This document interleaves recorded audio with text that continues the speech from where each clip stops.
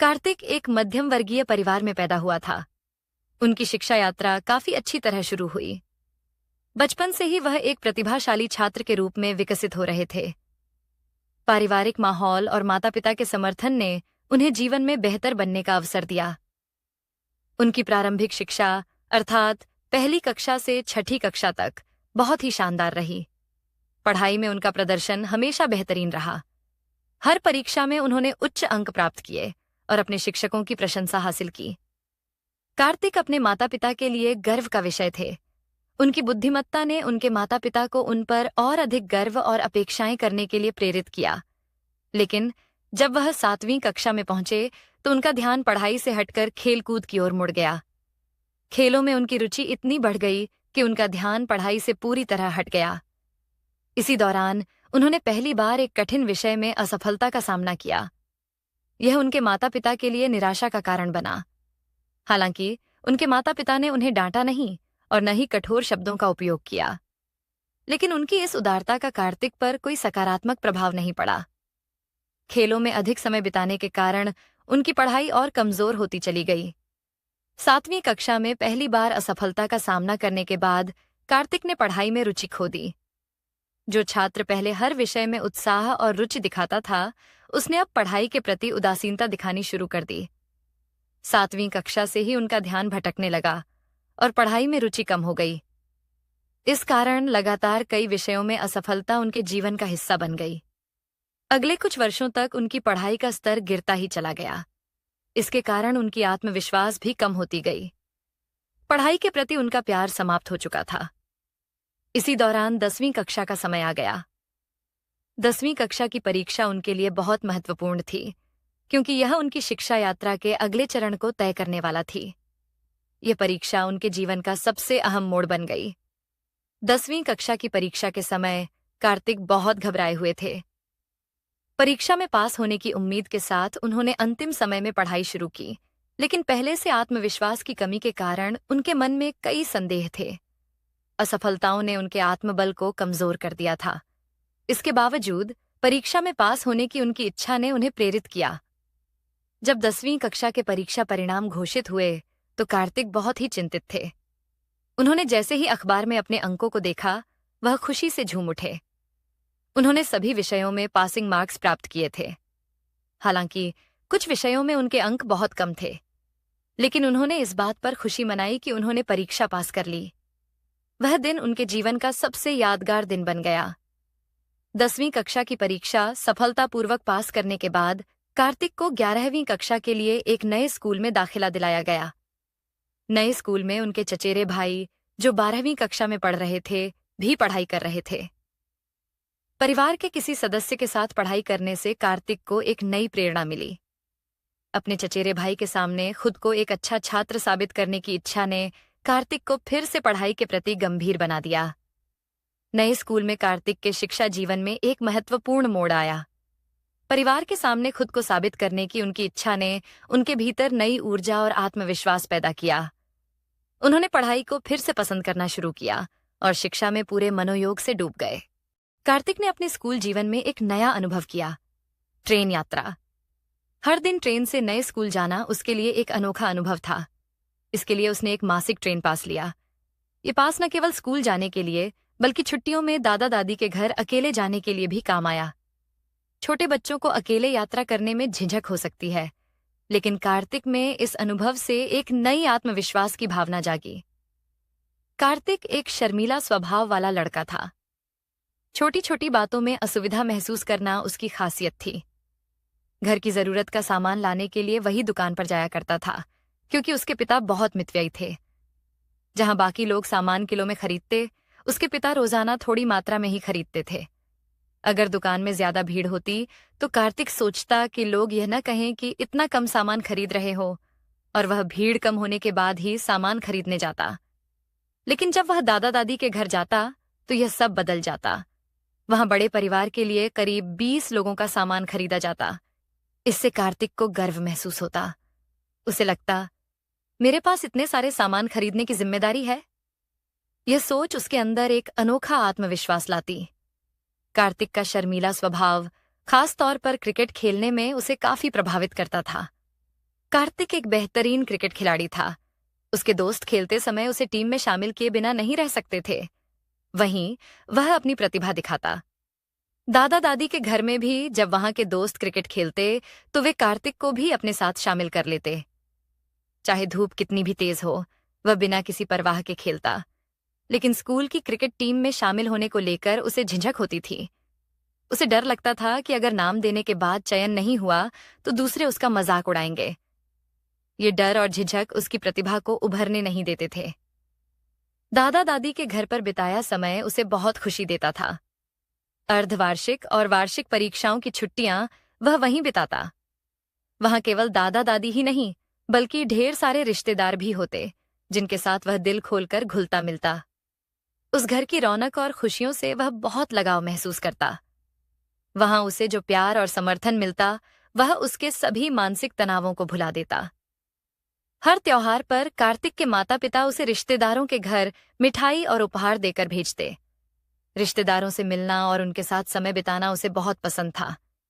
लेकिन कुछ रिश्तेदार जब उसकी पढ़ाई के बारे में सवाल करने लगते तो वह चुपचाप वहां से निकल जाता। उसके इस डर की वजह से कभी कभी उसके माता पिता को रिश्तेदारों के सामने दिखावा करना पड़ता। लेकिन दादा दादी के घर पर वह पूरी तरह से स्वतंत्र और खुश रहता। वहां कोई उसकी कमियों को नहीं गिनता। वहां वह सबको सबसे अच्छा लगता। जब वह रिश्तेदारों के साथ खुश होकर समय बिताता तो वह अपने शर्मीले स्वभाव को कुछ समय के लिए भूल जाता। ये अनुभव कार्तिक के जीवन में एक अलग पहचान बना गए। भले ही वह बचपन में ज्यादा दोस्त नहीं बना पाया, लेकिन रिश्तेदारों के साथ समय बिताने से उसने सामाजिक जीवन का महत्व समझा। इसके अलावा उसने सीखा कि मौकों का कैसे उपयोग करना चाहिए और कब आत्मविश्वास के साथ काम करना चाहिए।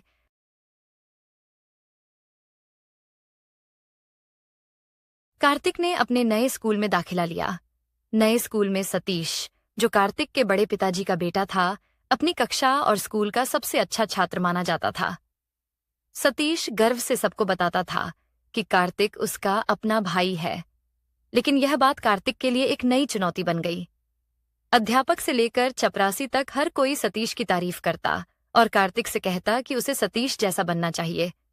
इससे कार्तिक के मन में एक प्रकार की विरोध भावना उत्पन्न हुई।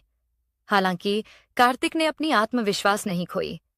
उसने यह तय किया कि वह खुद को कमजोर छात्र साबित नहीं होने देगा और सतीश के बराबर पढ़ाई में अच्छा प्रदर्शन करके दिखाएगा। मध्यावधि परीक्षाओं में जब उसने अन्य छात्रों को पीछे छोड़ते हुए दूसरा स्थान प्राप्त किया तो उसने अपनी क्षमता को साबित कर दिया। इससे स्कूल में अन्य छात्र भी उसकी ओर ध्यान देने लगे। लेकिन अपनी अलग पहचान साबित करने के लिए वह और अधिक मेहनत करने लगा।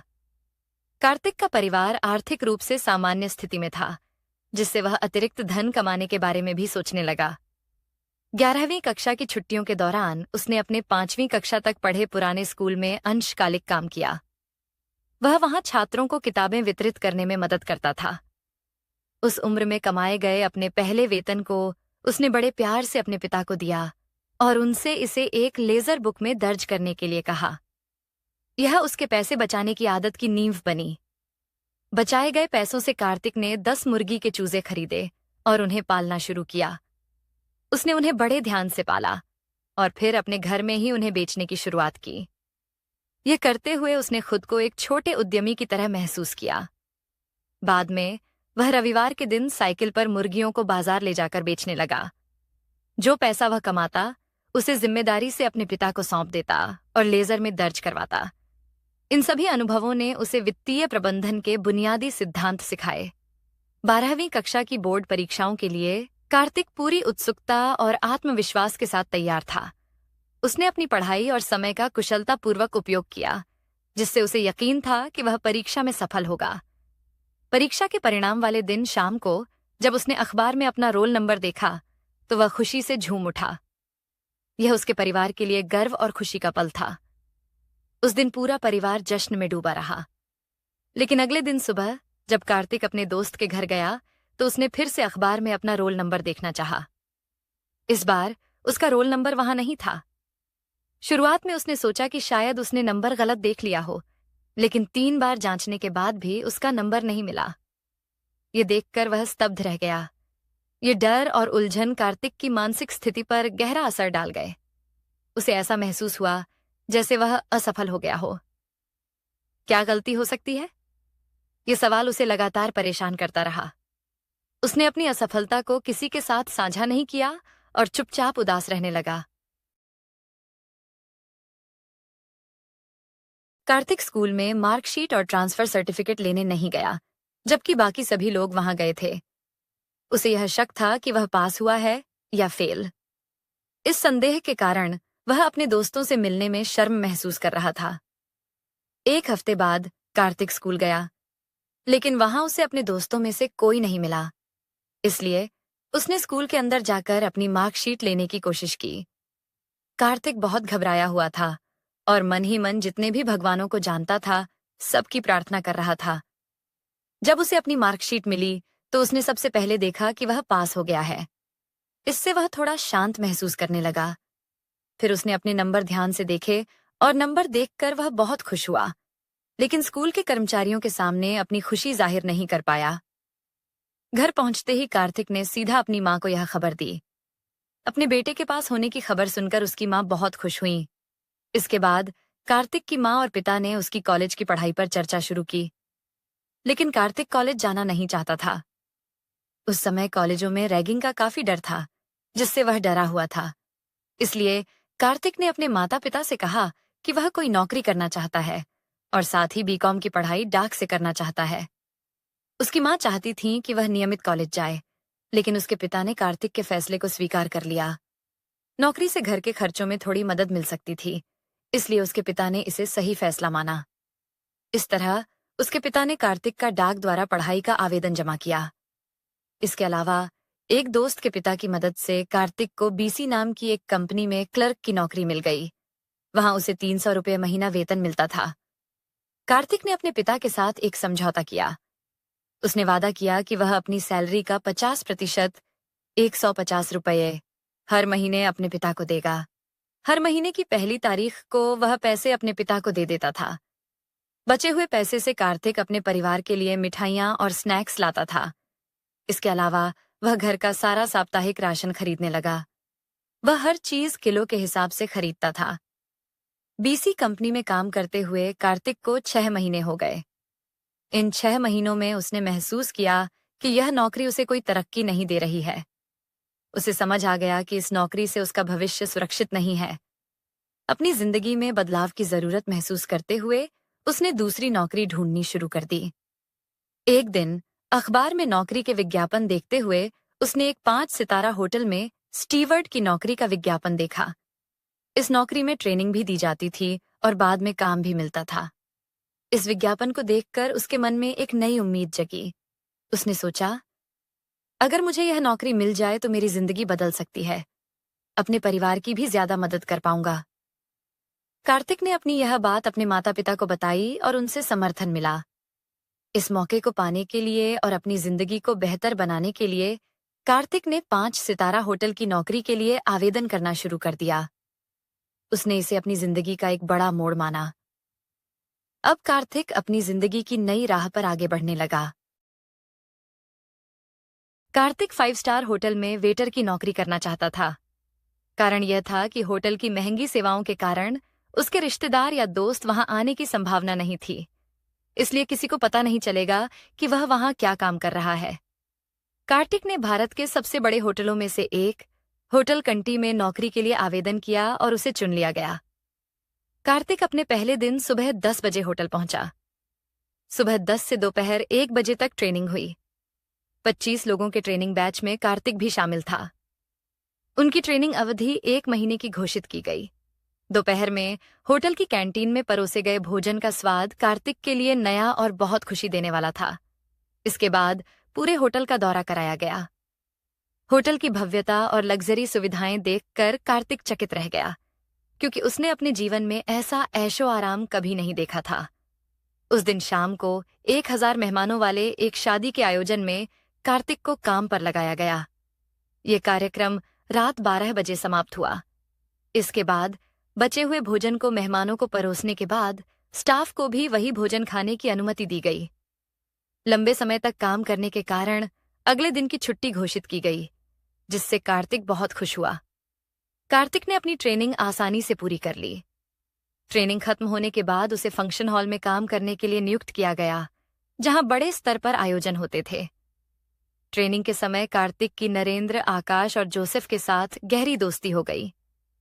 होटल की कैंटीन में मिलने वाला खाना उसके लिए रोजाना एक दावत जैसा था। ट्रेनिंग के दौरान उसे वेतन के साथ साथ महीने में 2 बार टिप्स भी मिलने लगीं। चूंकि टिप्स उसके वेतन से अधिक थीं, उसने अपने खर्चे बढ़ा लिए। 6 महीनों के भीतर उसने घर के लिए एक नया कलर टीवी, फ्रिज और वीडियो प्लेयर खरीद लिया। दूसरी ओर होटल के दोस्तों के साथ मेलजोल बढ़ने से कार्तिक गलत आदतों का शिकार हो गया। उसके पड़ोसी कार्तिक की छुट्टियों के बारे में जानते थे, क्योंकि उसके क्रिकेट दोस्त सुबह से ही उसके घर के बाहर कतार में खड़े रहते थे। क्रिकेट दोस्तों के साथ कार्तिक हमेशा एक अनुशासित और अच्छा इंसान लगता था। सप्ताहांत में कम से कम 10 दोस्तों का ग्रुप रेस्तरां में स्वादिष्ट खाना खाता, फिर एक फिल्म देखता और शाम को समुद्र तट या मेले में जाकर समय बिताता। फिल्म बॉयज के आने से पहले ही कार्तिक और उसका ग्रुप उस फिल्म के लगभग 80% दृश्यों जैसा ही व्यवहार करता था। हालांकि कार्तिक शराब पीने और सिगरेट पीने की आदतों का शिकार था, लेकिन अपने क्रिकेट दोस्तों के सामने वह हमेशा एक अच्छे लड़के जैसा दिखता था। लेकिन इन दोस्तों के साथ हुए सभी खर्च कार्तिक ही उठाता था। इस वजह से वह हर हफ्ते अपने दोस्तों के साथ समय बिताकर रात 11 बजे घर लौटता था। इस तरह कार्तिक ने अपनी जिंदगी को होटल दोस्तों और क्रिकेट दोस्तों के साथ अलग अलग तरीके से बांट रखा था।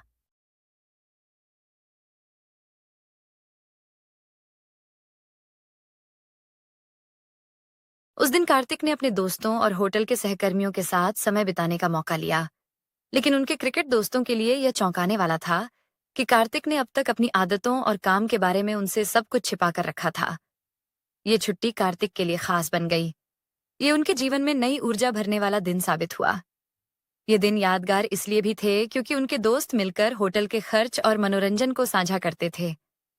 ये कार्तिक की जिंदगी में खुशी और संतोष लाने वाली गहरी दोस्ती का प्रतीक बन गया।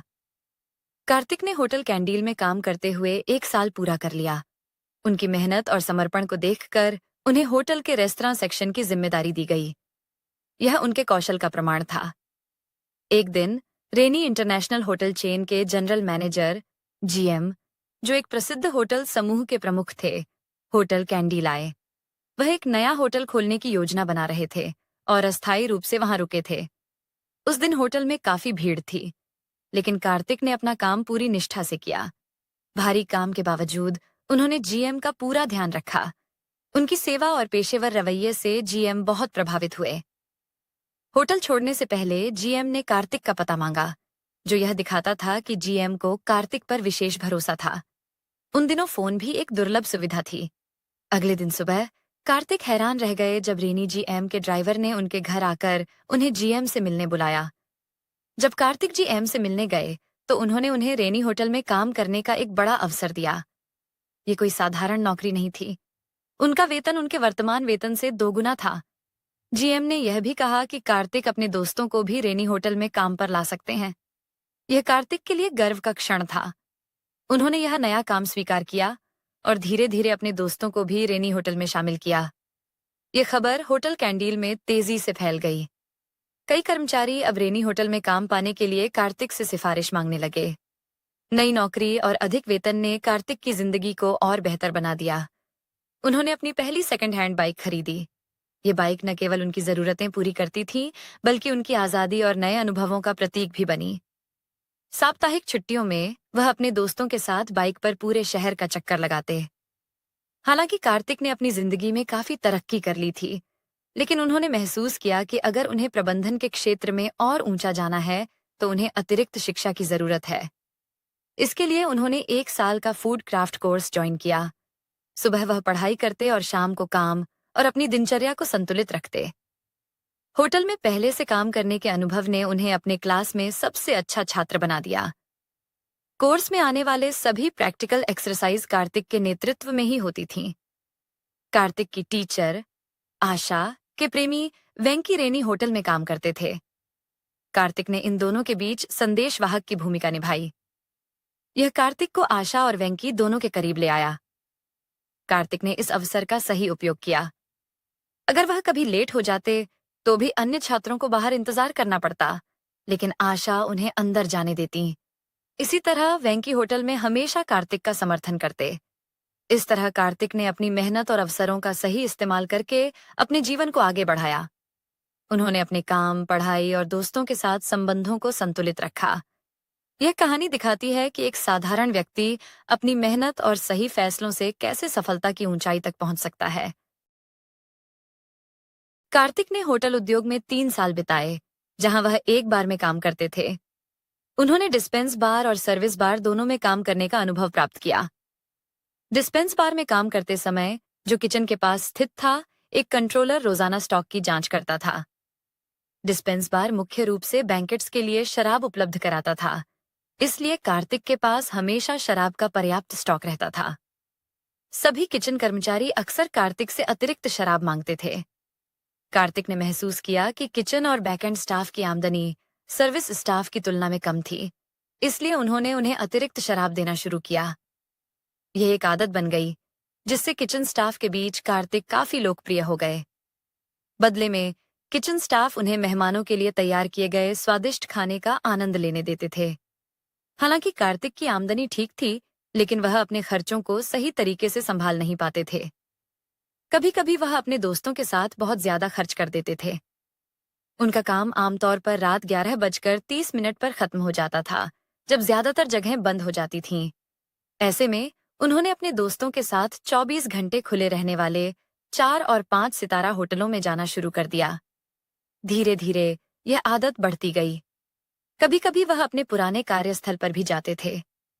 बढ़ते खर्चों के कारण कार्तिक के पास अपनी कमाई से कोई बचत नहीं हो पाती थी।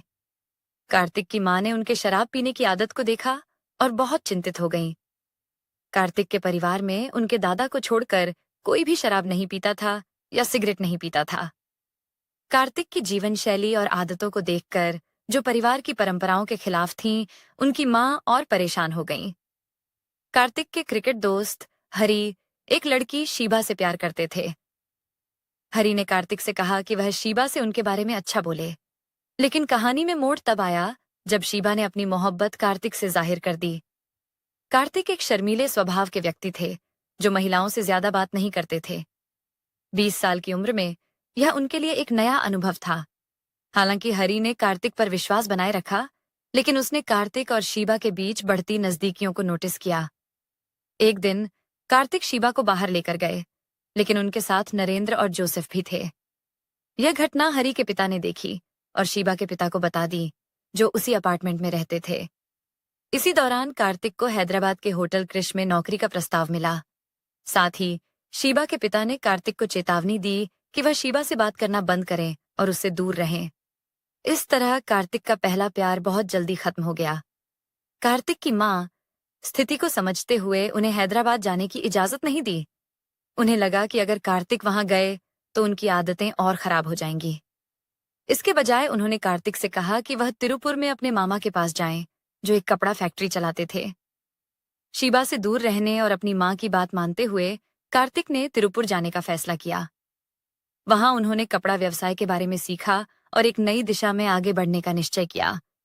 अपने पुराने आदतों और जीवन को छोड़कर कार्तिक ने तिरुपुर में एक नई शुरुआत की और एक नया भविष्य बनाने का संकल्प लिया। कार्तिक तिरुपुर गया और अपने मामा के घर रुका। उसने सोचा कि मामा उसे अपनी फैक्ट्री लेकर जाएंगे और काम सिखाएंगे, लेकिन 1 हफ्ता बीत गया और मामा ने ऐसा कुछ नहीं किया। मामा के घर के सामने कुछ लड़के रहते थे, जो एक कुरियर ऑफिस में काम करते थे। कार्तिक ने उनसे दोस्ती कर ली और अपना समय उनके साथ बिताने लगा। वह हर दिन उनके साथ कुरियर ऑफिस जाने लगा। 3 महीने ऐसे ही बीत गए। कुरियर ऑफिस के मैनेजर ने देखा कि कार्तिक अपने दोस्तों के साथ घूमता रहता है और कुछ काम नहीं कर रहा। एक दिन मैनेजर ने उससे बात की और उसे कुरियर ऑफिस में नौकरी का ऑफर दिया, लेकिन कार्तिक ने मना कर दिया और बताया कि वह गारमेंट्स बनाने का काम सीखना चाहता है। कुछ हफ्तों बाद कुरियर मैनेजर ने कार्तिक को अपने दोस्त रामू से मिलवाया। रामू एक सफल गारमेंट्स एक्सपोर्टर थे। रामू ने कार्तिक को क्वालिटी कंट्रोलर की नौकरी दी। सैलरी बहुत कम थी, लेकिन कार्तिक ने इसे स्वीकार कर लिया क्योंकि वह इस फील्ड में अनुभव लेना चाहता था। कार्तिक के साथ उसका एक सीनियर था, जिसका नाम सुंदर था। सुंदर एक मर्चेंडाइजर था। दोनों फैक्ट्रियों में जाकर ऑर्डर की प्रोग्रेस देखते और जो कपड़े बनते थे उनकी क्वालिटी चेक करते। कार्तिक की सैलरी कम थी, इसलिए उसने अपनी जिंदगी में बदलाव किया। उसने खर्चे कम किए और थोड़ा थोड़ा पैसा बचाकर एक साइकिल खरीदी, जिससे वह ऑफिस जाता था। सुंदर के पास एक मोटरसाइकिल थी और कंपनी उसे फैक्ट्री जाने के लिए फ्यूल देती थी। 1 साल बाद कार्तिक ने अपना काम अच्छे से सीख लिया। उसकी मेहनत और लगन को देखकर कंपनी ने उसे खुद से फैक्ट्रियों में निरीक्षण करने की जिम्मेदारी दी और उसे एक मोटरसाइकिल भी दी। इस बीच फैबनेट कंपनी तेजी से बढ़ी। अब कंपनी में 100 से ज्यादा कर्मचारी हो गए थे। कंपनी के मैनेजिंग डायरेक्टर रामू ने स्टाफ के लिए कैंटीन खोलने का प्लान बनाया। रामू को पता था कि कार्तिक को होटल इंडस्ट्री का अनुभव है, इसलिए उन्होंने कैंटीन के निर्माण की जिम्मेदारी कार्तिक को दी। कार्तिक ने इस मौके को अपने कौशल दिखाने का जरिया माना। उसने पूरी मेहनत से कैंटीन का निर्माण करवाया। अंत में फैक्ट्री कैंटीन एक शानदार 5 स्टार कैफेटेरिया जैसी बनकर तैयार हुई। कैंटीन की क्वालिटी और खूबसूरती देखकर रामू ने कार्तिक की बहुत तारीफ की। इस तरह कार्तिक की जिंदगी ने एक नया मोड़ लिया। उसने कम सैलरी और सीमित संसाधनों में भी अपनी मेहनत और लगन से खुद को साबित किया। उसकी मेहनत से न केवल उसे फायदा हुआ, बल्कि कंपनी को भी बहुत फायदा हुआ। फैबनेट फैक्ट्री में उस समय मैनेजमेंट ने फैक्ट्री कैंटीन संभालने के लिए किसी को नियुक्त नहीं किया था, इसलिए कैंटीन का प्रबंधन कार्तिक ने संभाला। उसी दौरान फैबनेट कंपनी की 10वीं सालगिरह का आयोजन हुआ। इस कार्यक्रम में 500 लोगों के लिए खाने पीने की व्यवस्था करनी थी और इस जिम्मेदारी को कार्तिक को सौंपा गया। कार्तिक ने यह काम बहुत ही अच्छे तरीके से पूरा किया। 10वीं सालगिरह का कार्यक्रम सफलतापूर्वक संपन्न हुआ और कंपनी के एमडी, मैनेजिंग डायरेक्टर रामू ने कार्तिक की खूब प्रशंसा की। इस सराहना से कार्तिक को आत्मविश्वास मिला। इस प्रशंसा के बाद कार्तिक ने एमडी रामू से कहा कि उन्हें गारमेंट्स के क्षेत्र में काम करने में दिलचस्पी है। रामू ने उनकी बात को गंभीरता से लिया और उन्हें सैंपलिंग डिपार्टमेंट में ट्रांसफर कर दिया। यार्न, धागे से सैंपल तैयार करना, उन्हें नीटिंग, डाइंग, रंगाई, प्रिंटिंग और सिलाई के जरिए फाइनल सैंपल बनाना और फिर उन सैंपल्स को कुरियर के जरिए ग्राहकों, बायर्स तक पहुंचाना। कार्तिक अपने काम को बहुत मेहनत और ईमानदारी से करता था। जब भी फैक्ट्री में कोई बड़ा ग्राहक, बायर आता, तो एमडी रामू हमेशा कार्तिक को बुलाते थे। कार्तिक को सैंपल दिखाने और उनके बारे में विस्तार से समझाने का काम दिया जाता था। कार्तिक का ज्ञान और प्रस्तुति का तरीका इतना प्रभावशाली था कि रामू को कार्तिक पर पूरा भरोसा हो गया। कार्तिक ने 3 साल तक मेहनत की, लेकिन उसे कोई बड़ा वेतन वृद्धि नहीं मिला। धीरे धीरे उसे लगने लगा कि उसकी मेहनत का सही मूल्यांकन नहीं हो रहा है। इससे उसका मनोबल थोड़ा कमजोर हो गया। एक दिन कार्तिक अपने कुरियर दोस्तों के साथ फिल्म अन्नामलाई देखने गया। इस फिल्म के एक गाने में दिखाया गया था कि कैसे एक गरीब व्यक्ति अपनी मेहनत और बुद्धिमानी से अमीर बन जाता है। यह गाना कार्तिक के मन में गहराई से बस गया। वह कई दिनों तक इस गाने और फिल्म के बारे में सोचता रहा, लेकिन उसने सोचा, यह तो केवल फिल्मों में होता है। असली जिंदगी में गरीब से अमीर बनना नामुमकिन है। यह ख्याल उसे बार बार परेशान करता रहा। इसी दौरान फैबनेट में पार्वती नाम की लड़की ने बतौर रिसेप्शनिस्ट ज्वाइन किया। पार्वती और कार्तिक के बीच बातचीत शुरू हुई। पहले यह सिर्फ दोस्ती थी, लेकिन धीरे धीरे उनकी यह दोस्ती प्यार में बदल गई। पार्वती समझदार, स्नेही और कार्तिक के विचारों को समझने वाली थी। वह कार्तिक के जीवन में एक सकारात्मक बदलाव लेकर आई। उनकी बातचीत और आपसी समझ ने कार्तिक को यह महसूस कराया कि जिंदगी में मेहनत और सपनों के साथ आगे बढ़ा जा सकता है। हालांकि कार्तिक को अब भी यह लग रहा था कि फैक्ट्री में उसकी मेहनत का सही सम्मान नहीं हो रहा है, लेकिन पार्वती का साथ और उसका प्यार उसे उम्मीदें देता था। अब कार्तिक के मन में यह विचार था कि अगर उसे सही मौका और समर्थन मिले, तो वह अपनी मेहनत और काबिलियत से अपनी जिंदगी को बेहतर बना सकता है। पार्वती के साथ उसकी दोस्ती और प्यार ने उसे जिंदगी को एक नए नजरिए से देखने की प्रेरणा दी। कार्तिक की जिंदगी अब धीरे धीरे बदल रही थी। उसकी मेहनत, पार्वती का साथ और सपने उसे आगे बढ़ने की ताकत दे रहे थे। कार्तिक ने यह ठान लिया कि चाहे रास्ता कितना भी कठिन क्यों न हो, वह अपने सपनों को साकार करने के लिए पूरी मेहनत करेगा। फैबनेट में उसकी यह यात्रा और पार्वती का साथ उसकी जिंदगी में एक नया अध्याय लिखने की शुरुआत थी। कार्तिक और पार्वती का प्यार धीरे धीरे गहरा होता गया। उनका रिश्ता मजबूत हुआ और वह हर वीकेंड एक दूसरे के साथ समय बिताने लगे। कभी वे फिल्म देखने जाते तो कभी मंदिर जाकर अपने प्यार की सफलता के लिए भगवान से आशीर्वाद मांगते। समय के साथ उनका प्यार और बढ़ता गया। कार्तिक बचपन से ही अपना खुद का व्यवसाय शुरू करना चाहता था। उसका सपना था कि वह एक स्नैक्स की दुकान खोले और इसके लिए उसे 1 लाख रुपए की जरूरत थी। उसने अपनी सैलरी से पैसे बचाने की कोशिश की, लेकिन यह पर्याप्त नहीं था। इसलिए उसने अपने परिवार और दोस्तों से मदद मांगना शुरू किया। लेकिन जब वह पैसे बचाने के लिए संघर्ष कर रहा था, तब उसका ध्यान ज्यादातर पार्वती पर रहता। वह अपने काम के समय में भी पार्वती से मिलने चले जाता। पिछले 4 सालों से कार्तिक फैबनेट नाम की कंपनी में काम कर रहा था। इन 4 सालों में उसने टेक्सटाइल मैन्युफैक्चरिंग इंडस्ट्री में अच्छा अनुभव हासिल किया, लेकिन उसकी सैलरी में ज़्यादा बढ़ोतरी नहीं हुई। अन्य कंपनियां उसे ज़्यादा वेतन देने के लिए तैयार थी, लेकिन कार्तिक ने अपनी कंपनी ना बदलने का फैसला किया क्योंकि वह और अधिक सीखना चाहता था। लेकिन उसकी कंपनी में समस्याएं शुरू होने लगी। जब कार्तिक काम के समय में पार्वती से मिलने जाता तो उसकी कार्य क्षमता प्रभावित होती। धीरे धीरे ये बात उसके मैनेजर रामू के ध्यान में आई। एक दिन रामू ने उसे अपने ऑफिस बुलाया और सख्त आवाज में कहा, कार्तिक, काम के समय में अपनी निजी जिंदगी को प्राथमिकता मत दो, नहीं तो हमें तुम्हारे खिलाफ कार्रवाई करनी पड़ेगी। तुम्हारा पूरा ध्यान काम पर होना चाहिए। रामू की बात सुनकर कार्तिक ने उसे मान लिया, लेकिन उसे समझ नहीं आया कि काम और प्यार के बीच संतुलन कैसे बनाए। पार्वती के बिना वह खुद को अधूरा महसूस करता था। कार्तिक की माँ उसकी सबसे बड़ा सहारा थी। वह अपनी जिंदगी की हर बात अपनी माँ के साथ बांटता करता था, लेकिन जब बात प्यार की आती तो वह इसे मजाक में उड़ा देती। वह अक्सर अपनी माँ से कहता, माँ मैं प्यार में हूँ, और हंस देता। उसकी माँ इसे एक मजाक समझती, लेकिन इस बार बात अलग थी। जब उसने पार्वती के बारे में अपनी माँ से कहा तो उसकी माँ ने इसे गंभीरता से नहीं लिया।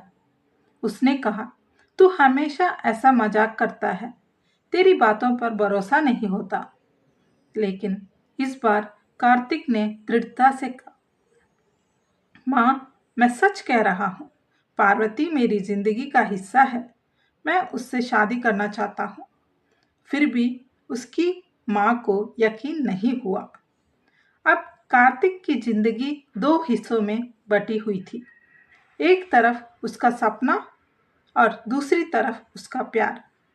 एक तरफ वह अपने सपनों को पूरा करने के लिए पैसे इकट्ठा करने की कोशिश कर रहा था और दूसरी तरफ वह पार्वती के साथ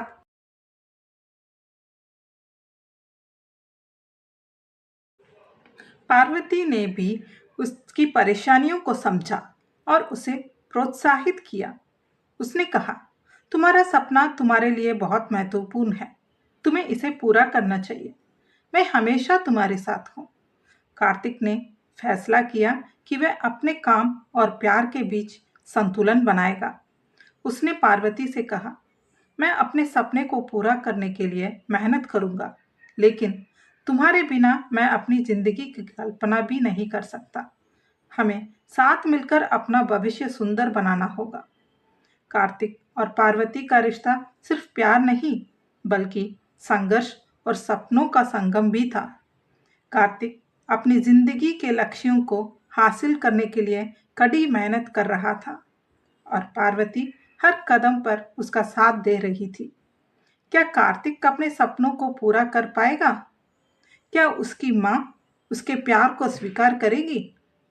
क्या वह काम और प्यार के बीच संतुलन बना पाएगा? इन सवालों का जवाब तो समय ही देगा। कार्तिक ने फैब्रिक कंपनी में 5 साल पूरे किए और इन 5 सालों में उसकी सैलरी 600 रुपये से बढ़कर 2,750 रुपये हो गए।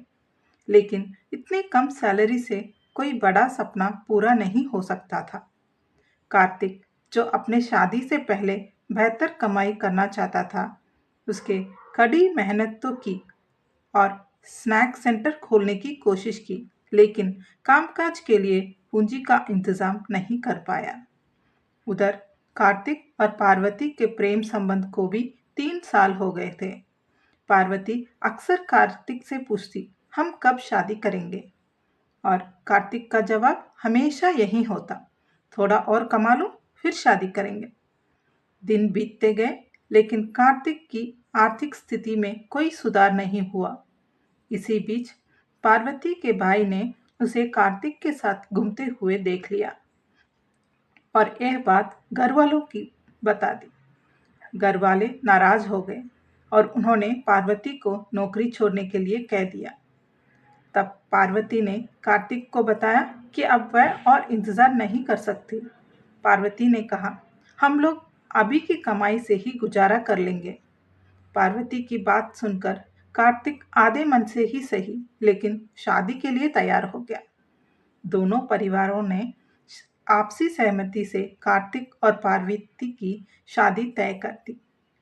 शादी बहुत साधारण तरीके से एक मंदिर में हुई, जिसमें सिर्फ करीबी लोग शामिल हुए। शाम को एक छोटे से होटल में रिसेप्शन रखा गया। उस समय प्रेम विवाह आम नहीं थे, इसलिए कार्तिक के रिश्तेदारों से कई ताने सुनने पड़े। कुछ लोगों ने तो यहाँ तक कहा, तुमसे ऐसी उम्मीद नहीं थी। शादी के बाद कार्तिक और पार्वती ने एक छोटा सा घर किराए पर लिया। पार्वती ने सीमित बजट में घर का खर्चा संभाल लिया और कभी कार्तिक पर ज्यादा कमाने का दबाव नहीं डाला। कुछ समय बाद कार्तिक ने पार्वती से पूछा कि वह हनीमून के लिए कहाँ जाना चाहती थी। पार्वती ने ऊटी जाने की इच्छा जताई। ऊटी तिरुपुर के पास ही था, जिससे ज़्यादा खर्चा नहीं होना था। कार्तिक ने हनीमून का कार्यक्रम पूरा किया। पार्वती ने किसी और जगह जाने की बात नहीं की। जब कार्तिक ने उससे ऊटी के बारे में पूछा तो उसने कहा, मैंने पहले कभी यह जगह नहीं देखी थी, इसीलिए। शादी के 6 महीने बड़े सुख शांति से बीत गए। एक दिन पार्वती ने कार्तिक को बताया कि वह माँ बनने वाली है। यह सुनकर कार्तिक बहुत खुश हुआ, लेकिन उसकी खुशी कुछ ही पलों में चिंता में बदल गई। उसके मन में कई सवाल आने लगे। पार्वती 3-4 महीने में काम पर जाना बंद कर देगी, फिर घर का खर्चा कैसे चलेगा? बच्चे का जन्म के बाद और ज़्यादा पैसों की ज़रूरत होगी।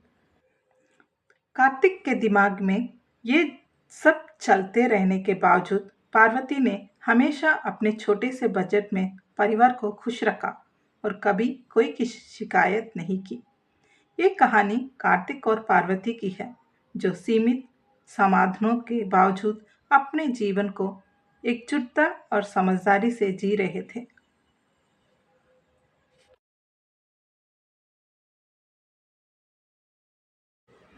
पार्वती 8 महीने तक काम पर जाती रही। कार्तिक को यह सोचकर बहुत चिंता होती थी कि पार्वती की सैलरी के बिना वह अपने परिवार को कैसे संभालेगा। कार्तिक ने अखबार में नौकरी के अवसर देखना शुरू किया। एक दिन उसने एक बाइंग ऑफिस में सैम्पलिंग इंचार्ज की नौकरी का विज्ञापन दिखाई दिया। यह वॉक इन इंटरव्यू था और उसने उसमें हिस्सा लिया। कार्तिक को काम मिल गया और उसे 7,500 रुपये की सैलरी ऑफर की गई, जो पार्वती और उसकी पुरानी सैलरी से काफ़ी ज़्यादा थी। यह सुनकर कार्तिक बहुत खुश हुआ और उसका आत्मविश्वास आ गया कि अब वह पार्वती और आने वाले बच्चे की अच्छे से देखभाल कर सकता है। 9वें महीने में पार्वती अपने मायके चली गई, जो कि प्रसव के लिए सामान्य था। कार्तिक रोजाना 60 किलोमीटर दूर अपने ससुराल जाकर पार्वती से मिलने की कोशिश करता था। एक दिन पार्वती को प्रसव पीड़ा हुआ और उसे अस्पताल में भर्ती कराया गया। कार्तिक जल्दी से अस्पताल पहुंचा, लेकिन डॉक्टर ने कहा कि डिलीवरी में 2-3 दिन और लग सकते हैं। अस्पताल उसके ससुराल के पास ही था, लेकिन कार्तिक ने पार्वती को अस्पताल में ही रहने दिया। हर दिन कार्तिक अपना काम खत्म करने के बाद, जो रात के 10 बजे तक खत्म होता था, अस्पताल आता था और रात भर वहीं रुकता। अगली सुबह वह फिर से काम पर निकल जाता। ये उसकी दिनचर्या बन गई थी। अस्पताल का मुख्य गेट हमेशा कार्तिक के लिए रात को खुला रखा जाता था। एक सुबह जब कार्तिक अस्पताल में था, पार्वती को अचानक दर्द हुआ और उसे लेबर रूम ले जाया गया। कुछ समय बाद पार्वती ने एक प्यारी सी बेटी को जन्म दिया। कार्तिक की खुशी का ठिकाना नहीं रहा। उसने पूरे अस्पताल स्टाफ को महंगे चॉकलेट बांटे। कार्तिक आमतौर पर अपने ससुराल नहीं जाता था, लेकिन अब वह बार बार पार्वती और अपनी बेटी से मिलने जाने लगा। इस दौरान कार्तिक ने एक 2 बेडरूम का घर किराए पर लिया। एक ही महीने के अंदर उसने पार्वती और अपनी बेटी को अपने घर ले आया। उनकी बेटी का नाम प्रीतिका रखा गया। उसका खान छेदने का समारोह तिरुपति में किया गया। शुरुआती 6 महीने सब कुछ ठीक चलता रहा, लेकिन फिर कंपनी ने यह फैसला किया कि सैंपलिंग का काम अब फैक्ट्री में ही किया जाएगा और इसलिए उन्होंने सैंपलिंग विभाग को बंद करने की योजना बनाई। ऑफिस ने कार्तिक को 1 महीने की नोटिस अवधि दी कि वह अपनी नौकरी छोड़ दे। अब कार्तिक फिर से चिंता में पड़ गया कि वह अपने परिवार का पालन पोषण कैसे करेगा। इस बार उसने अपनी नौकरी के बारे में पार्वती को कुछ भी नहीं बताया। चुपचाप वह दूसरी नौकरी ढूंढने लगा, लेकिन उसे कोई उपयुक्त काम नहीं मिला। कार्तिक का भविष्य अब अंधकारमय लगने लगा।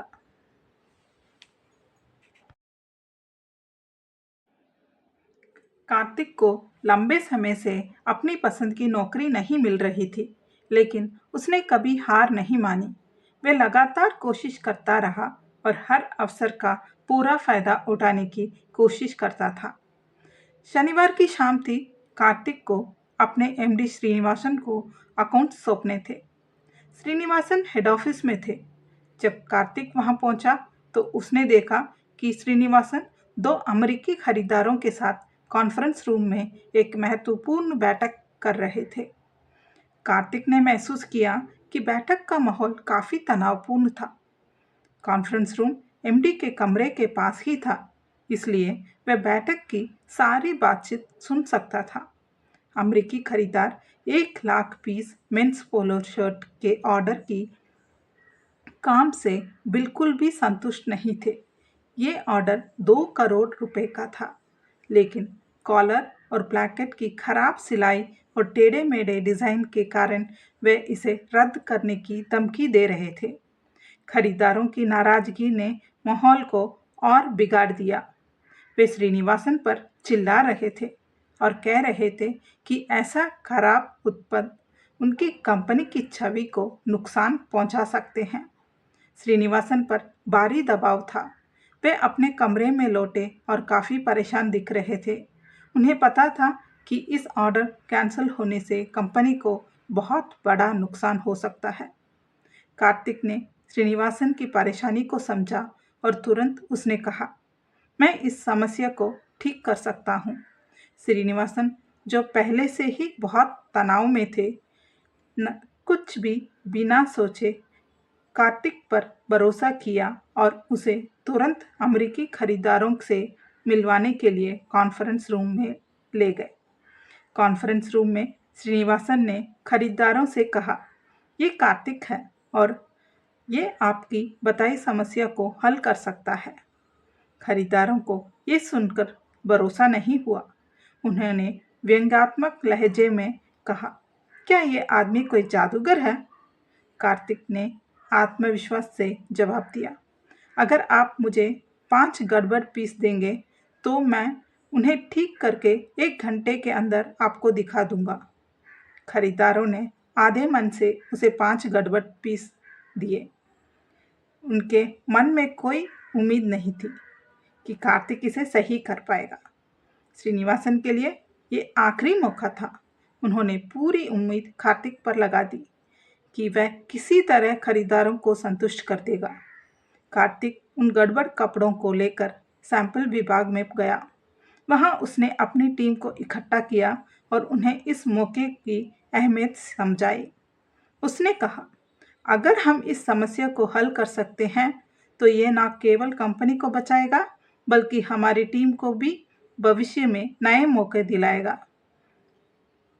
कार्तिक ने ध्यान से कपड़ों की समस्या को देखा और उसने पाया कि समस्या मुख्य रूप से खराब प्रेसिंग की वजह से थी।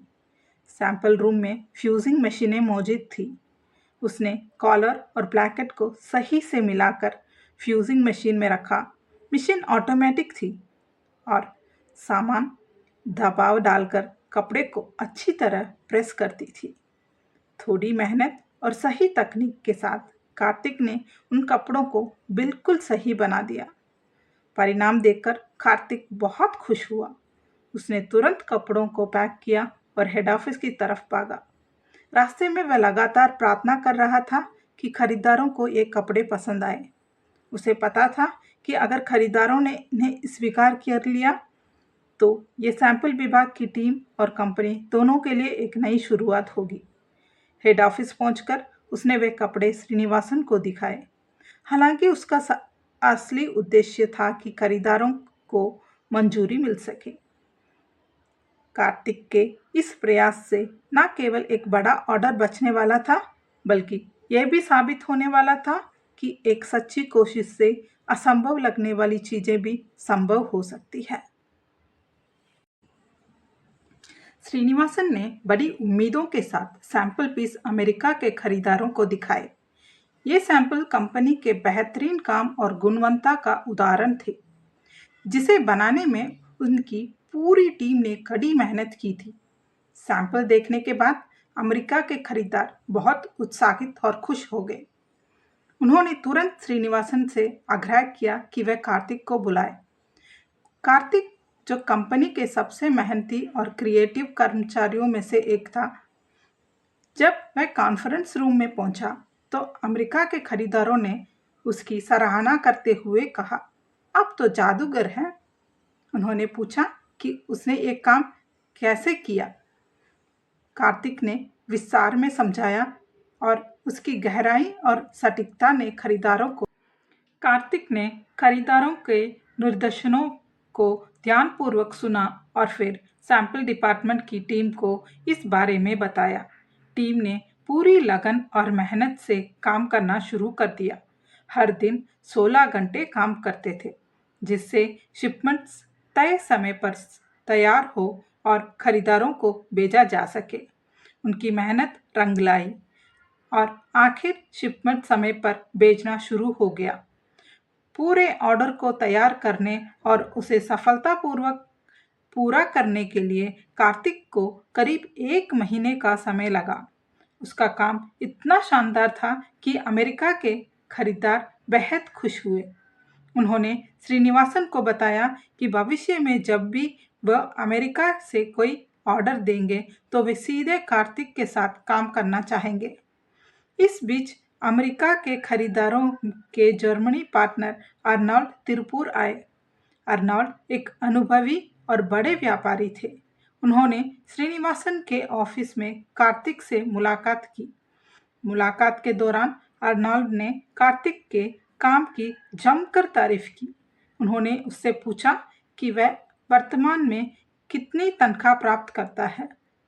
कार्तिक ने विनम्रता से जवाब दिया कि उसे 7,500 रुपये प्रति माह का वेतन मिलता है। ये सुनकर अर्नॉल्ड हैरान हुए। उन्होंने तुरंत कार्तिक की तनख्वाह बढ़ाकर 10,000 रुपये प्रति माह कर दी।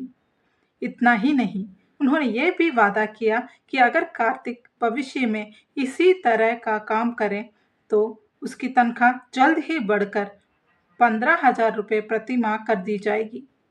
कार्तिक को ये सुनकर बहुत खुश हुआ। उसने अर्नॉल्ड को दिल से धन्यवाद दिया। यह उसके लिए बहुत बड़ी मौका था, क्योंकि उसकी मेहनत और लगन का न केवल सम्मान हुआ बल्कि उसे आर्थिक रूप से भी इसका लाभ मिला। हालांकि इस पूरे घटना से श्रीनिवासन खुश नहीं थे। उसे यह महसूस हुआ कि उसके ही ऑफिस का एक कर्मचारी अब सीधे विदेशी खरीदारों और उनके पार्टनर के साथ काम करने की स्थिति में पहुंच गया है। इससे उसे अपनी स्थिति कमजोर होती हुई दिखाई दी। इस पूरी कहानी से यह स्पष्ट होता है कि कार्तिक ने अपनी मेहनत और समर्पण से अपने काम में एक अलग पहचान बनाई। उसकी कड़ी मेहनत ने न केवल उसके लिए नई संभावनाएं खोली बल्कि कंपनी के लिए भी बड़े अवसर लाए। इस घटना से एक महत्वपूर्ण सीख मिलती है कि जब मेहनत और लगन के साथ काम किया जाए तो व्यक्ति किसी भी चुनौती को पार कर सकता है और अपनी जगह बना सकता है। यह कहानी कार्तिक के समर्पण और कौशल का प्रमाण था, जिसने उसे एक साधारण कर्मचारी से एक महत्वपूर्ण और सम्मानित व्यक्ति बना दिया।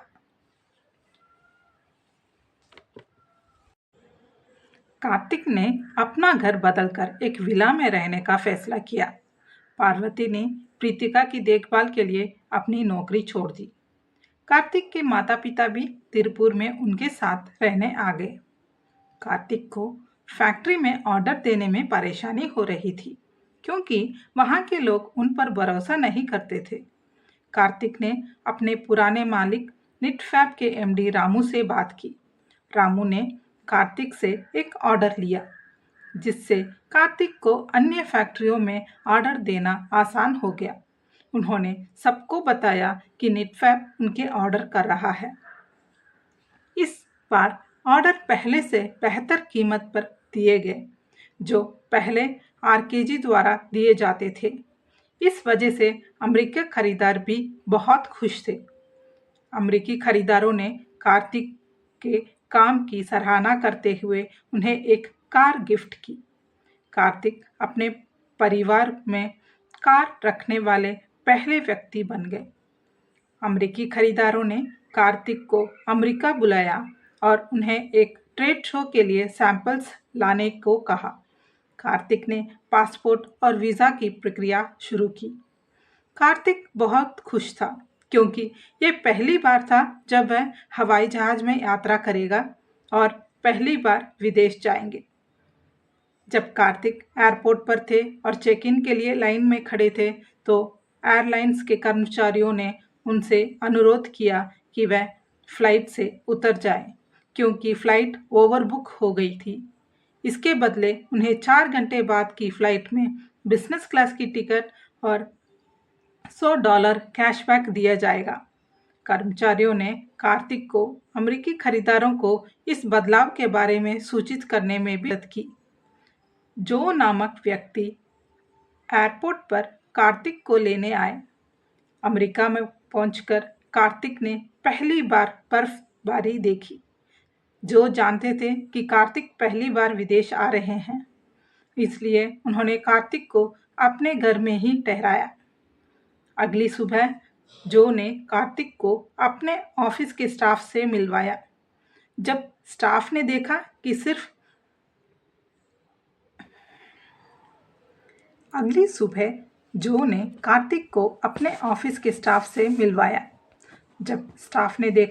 कि सिर्फ 38 साल की उम्र में कार्तिक इतनी बड़ी जिम्मेदारी संभाल रहे हैं, तो वे आश्चर्यचकित हो गए। कार्तिक ने कई मीटिंग्स की और 1 हफ्ते के भीतर भारत लौट आए।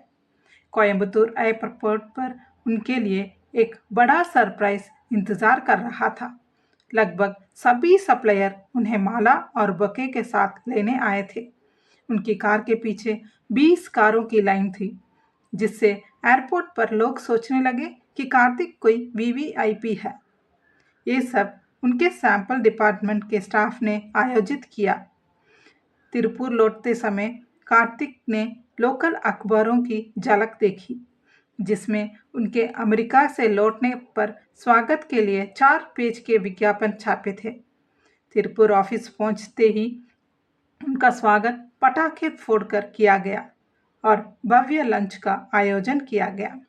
कार्तिक को अन्नामलाई फिल्म का गाना याद आ गया, जिसमें दिखाया गया था कि कैसे एक आम आदमी मेहनत से अमीर बन सकता है। कार्तिक ने महसूस किया कि अगर हम दिल और आत्मा से मेहनत करें तो हर किसी की जिंदगी में चमत्कार हो सकता है।